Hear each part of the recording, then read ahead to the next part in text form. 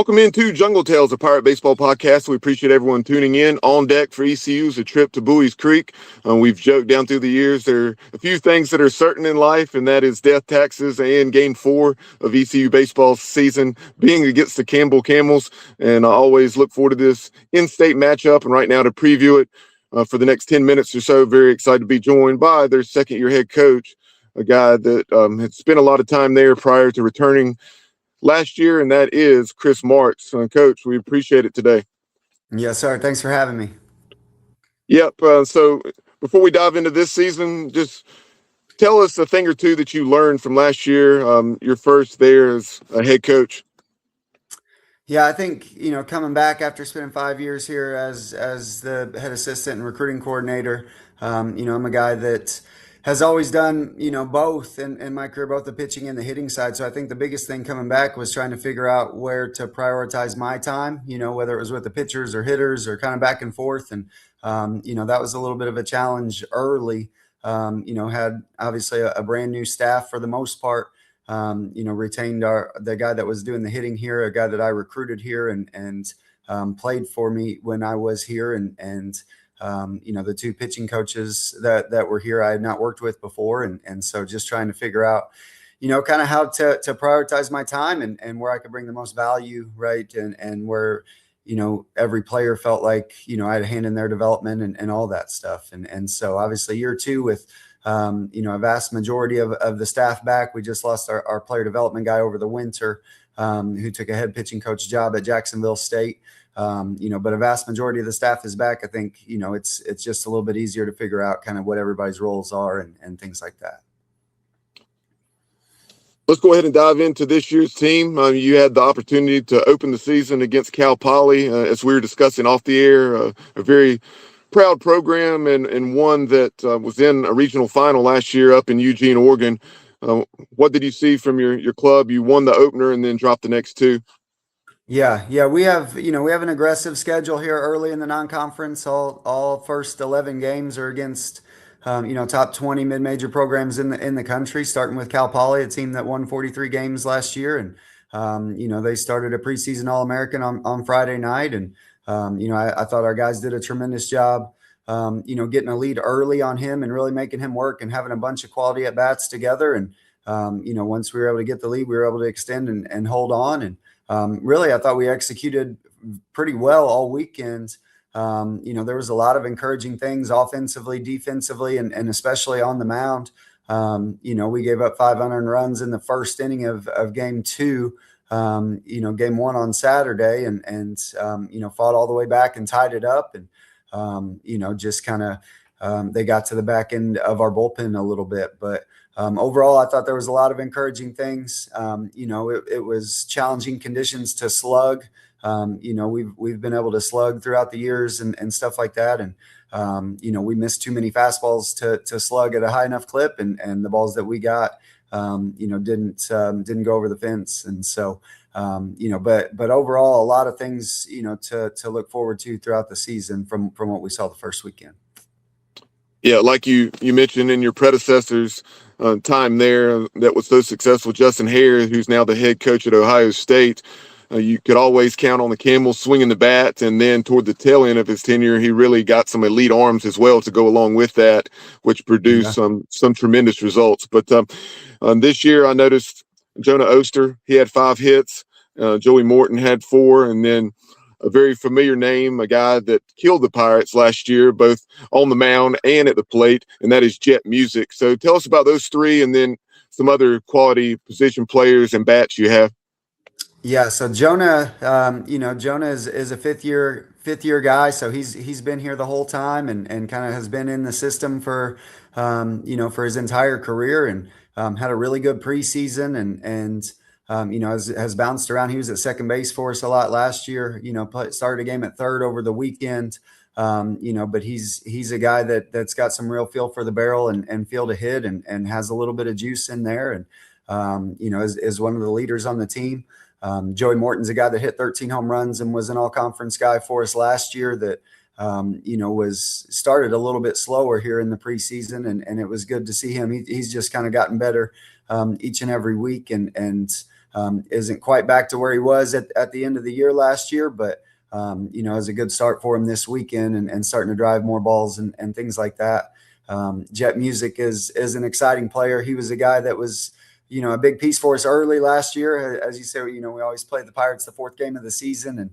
And, he just, as a freshman last year and having to do both and play a position and close for us and things like that, he ran into, some challenges with just keeping his weight up. He was 170 something pounds there at the end of March and early April. And, velo fell and wasn't as productive at the plate and, stayed here all summer and put on 30 pounds. So, he looks like he looks like a mature athlete now as opposed to a freshman. And obviously the tools are exciting and he'll be a big piece for us both offensively and on the mound this year. So still a couple guys, Darnell Parker has not, he's a guy that started 55 games for us at shortstop last year. He separated his shoulder last week. So he was used sparingly this weekend. Mostly he's fine defensively, but the shoulder has been a challenge for him here, swinging the bat here early. And, and then we got some other pieces, some new pieces that were productive for us this first weekend. Trent Rumley led off, a couple times, had a bunch of quality at bats for us, played second base. Elijah Clayton has stepped in at shortstop, a sophomore that was a transfer from Cal that played a good shortstop, and he's an exciting athlete. He's the son of Royce Clayton, who is, I think, a 17-year big leaguer. And then there's, we got some depth in the outfield. And so, trying to get a lot of guys in there, here early in this non-conference schedule just to see who can do it, once stats are recorded and wins and losses matter more and things like that. So, it's going to take us, this good portion of these first 11 games to figure out who the everyday lineup is going to be moving into the conference season. Carlos Lugo, a true freshman from Miami, Florida, I thought had really good at bats, hit a big double to tie the game on game 3 in the 7th inning this past weekend. And he will be in there tonight. And so, like I said, just a lot of new faces here after a full year to recruit and, trying to kind of figure out, who slots in where and who can, how we put the best lineup that works together, right, to score as many runs as possible. Shifting over to the pitching side, speaking of who's going to be in there tonight, East Carolina announced on Monday, Cliff Godwin said that Brett Antolick, a Texas A&M, transfer prior to last season that unfortunately was battling some hip issues. He's going to see an opener role for the first inning or two. And then from there, kind of all bets are off, perhaps, as it typically is in a midweek game. But what can you tell us about your arms and have you announced the starter? We have, yeah. We're going to start Mason Smith tonight. Same guy that started here against East Carolina last year. He's in that Sunday, Tuesday spot starter type role, and kind of 3-pitch mix, and has a chance to command it when he's on, and can keep guys off balance. And then we got a couple bullpen pieces that have not thrown yet, that we need to see. So, we'll be in a similar role where we'll probably use 5 or 6 guys tonight. Braxton Schaefer is a junior college transfer from Iowa Central, long body 6'7" guy that, fastball, slider, curveball guy that had a good preseason for us that'll be in there. And then Bo Braley, a sidearm guy that was an Alabama kickback to Florida Southwest, another junior college transfer that had a good preseason for us. Those 2 guys will be their first appearance. And then Caleb White, a transfer from Georgia State, would probably get in there tonight as well. And then we'll bounce a couple guys back that through this weekend, Owen Simmons, possibly Zach Sabers and Jet Music. So, several pieces, and hopefully we can piece it together enough to keep the Pirates off balance here for tonight.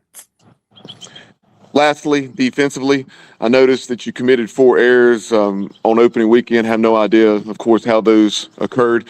ECU committed 6 in the first 2 games. The Pirates, battling some injuries on the infield, had to shift things around, did play error-free baseball in game 3. What did you see from your club against Cal Poly with the glove? So Kind of, same thing, right? Darnell's out, 55 games at shortstop last year. So, we've had some other guys step in, but I thought Elijah Clayton did a good job at shortstop all weekend. He made an error on a ball that, he should make, kind of right at him, let his feet get stopped and missed that one, but played a really good shortstop other than that. Trent Rumley and Logan Chapman both played a good second base. And that was a question mark for us going in, just with so many new faces and Darnell being out, how the defense was going to play. But overall, I thought, besides the one error on the line drive, one hopper that our first baseman, Joey Morton, tried to glove instead of just knocked down. I thought I was encouraged by the way we played defensively, as that was a real challenge for us last year, as we kind of felt like we had three first basemen in the infield a lot of days, and just not enough depth to do anything about it. So, I think that should be a bright spot for us, by the time we get into the conference season. Like I said, we got some guys that haven't really done it at this level, inexperienced that are playing in that infield. But, I like the tool set of that group and feel good about kind of where we're at. I thought our two guys behind the plate caught extremely well. Andy Schultz and Jackson Thompson, both received and blocked extremely well, and didn't have a whole lot of issues with the running game. So, I still think, it'll take a little bit of time to get into, those guys being everyday guys at this level and what that means and stuff like that. But, I'm encouraged of where I think we'll finish up defensively. Well, Coach, appreciate a few minutes of your time here on game day, but best of luck throughout the 2026 season, and we look forward to hopefully catching up with you in May when these programs meet again. Awesome. Sounds good. Thanks for your time. We look forward to Pirate Nation being here and a great atmosphere at JPS tonight.